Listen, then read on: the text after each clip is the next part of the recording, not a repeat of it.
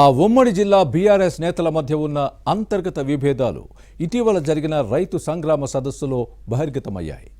గత అసెంబ్లీ ఎన్నికల దగ్గర నుంచి ఉన్న స్పర్ధలు ఇంకా సమసిపోలేదు. పార్టీ వర్కింగ్ ప్రెసిడెంట్ సమక్షంలోనే నేతలు రుసరుసలాడుకున్నారు. బీఆర్ఎస్ నేతల మధ్య సమన్వయ లోపం, అనైక్యత పార్టీ పటిష్టతకు శాపంగా మారిందా? రైతు సంగ్రామ సదస్సులో మాట్లాడే అవకాశం ఇవ్వలేదని సీనియర్లు ఆగ్రహంగా ఉన్నారా? ఓ ఎమ్మెల్యే, ఎమ్మెల్సీ అంతా తామే చేశామన్నట్టుగా వ్యవహరించడంతో మిగిలిన వారు అసంతృప్తి వ్యక్తం చేశారా? ఇంతకీ ఏ జిల్లాలో ఇదంతా జరుగుతోంది? ఎవరా నేతలు, ఏంటా కథ? Was the story? ఉమ్మడి వరంగల్ జిల్లాలో బీఆర్ఎస్ పరిస్థితి అస్తవ్యస్తంగా ఉంది. నేతల మధ్య అనైక్యత పెరిగిపోతోంది. అంతర్గత విభేదాలు బహిర్గతమై భగ్గుమంటున్న క్రమంలో కేడర్ దిక్కుతోచని పరిస్థితుల్లో ఉంది.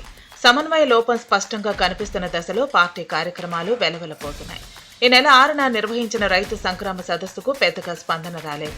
పార్టీ వర్కింగ్ ప్రెసిడెంట్ కేటీఆర్ హాజరైన ఈ కార్యక్రమానికి 10,000 మంది రైతులు, కార్యకర్తలను సమీకరించాలని నిర్ణయించిన 3,000 మంది కూడా హాజరు కాలేదన్నది కారు పార్టీ నేతల మాట. దీన్ని పరిశీలిస్తే ఉమ్మడి పార్టీ పరిస్థితి ఎలా ఉందో అర్థం చేసుకోవచ్చు. మాజీ మంత్రులు ఎర్రబెల్లి దయాకర్ రావు, సత్యవతి 2-3 నిమిషాలకు మించి మాట్లాడలేదు. దీంతో కేటీఆర్ వన్ మ్యాన్ షోగా మారిందన్న విమర్శలు వచ్చాయి. దీనిపై కొందరు నేతలు అసంతృప్తి వ్యక్తం చేసినట్టు ప్రచారం జరుగుతోంది.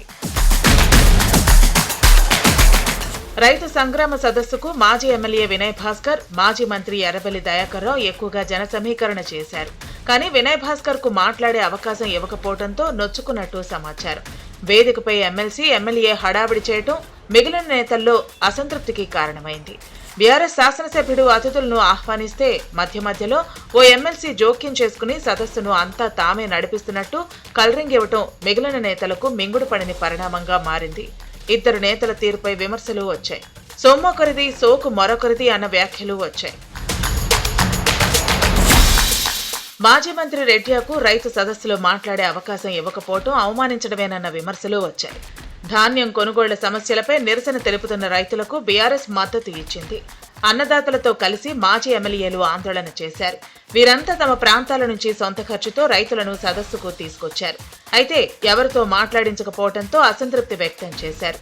దీనికి తోడు వేదికపై ఓ ఎమ్మెల్సీ హడావిడి చేయడంపై మిగిలిన నేతలు అసంతృప్తి వ్యక్తం చేశారని సమాచారం. తాము కష్టపడి అన్ని పనులు చేస్తే ఎమ్మెల్సీ పెత్తనమేంటని మిగిలిన నేతలు ఆగ్రహంగా ఉన్నారు. బీఆర్ఎస్ రైతు సంగ్రామ సదస్సులో కాంగ్రెస్ ప్రభుత్వంపై విమర్శలు, అన్నదాతల సమస్యలపై చర్చ సాగినా పార్టీలోని అంతర్గత విభేదాలు, సమన్వయ లోపాలు బయటపడటంతో నష్టం తప్పలేదు. 2023 అసెంబ్లీ ఎన్నికల నాటి నుంచి ఉన్న గొడవలు ఇప్పటికీ కొనసాగుతున్నాయి. గతేడాది నిర్వహించిన బీఆర్ఎస్ రజతోత్సవ సభపైన ప్రభావం చూపాయి. ఇటీవల జరిపిన రైతు సంగ్రామ సదస్సులో పార్టీ వర్కింగ్ ప్రెసిడెంట్ కేటీఆర్ వేదికపై కొందరికే ప్రాధాన్యతనిచ్చి మరికొందరిని విస్మరించడంతో అసంతృప్తి వ్యక్తమైంది. మొత్తానికి ఈ సదస్సు ద్వారా కాంగ్రెస్ ప్రభుత్వంపై ఒత్తిడి పెంచాలని బీఆర్ఎస్ ప్రయత్నించినప్పటికీ పార్టీ అంతర్గత విభేదాలు బయటపడటం చర్చనీయాంశంగా మారాయి. మరి మున్ముందైనా ఇవి సర్దుకుంటాయో లేదో చూడాలి.